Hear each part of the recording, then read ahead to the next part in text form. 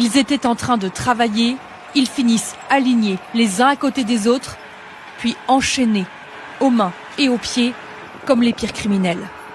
Direction le centre de détention pour 475 employés dont plus de 300 Sud-Coréens.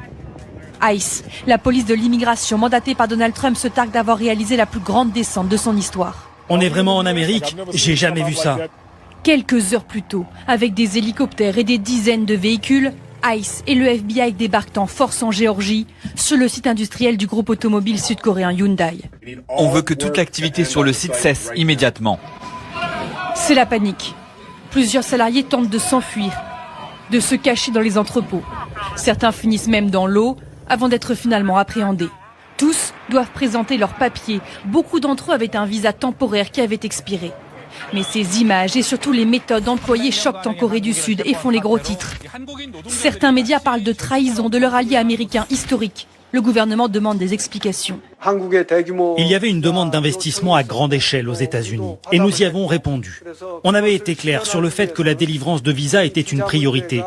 On va clairement protester auprès des États-Unis. Après s'être félicité de l'arrestation de ces migrants illégaux, Donald Trump tente désormais de calmer le jeu. ICE avait raison, car ils sont illégaux. Mais il faut peut-être qu'on trouve une solution pour faire venir les gens nécessaires dans certains domaines, pour qu'ils forment nos compatriotes à le faire eux-mêmes. Donald Trump commence à le réaliser. Sa politique anti-immigration pourrait avoir un impact majeur sur l'économie.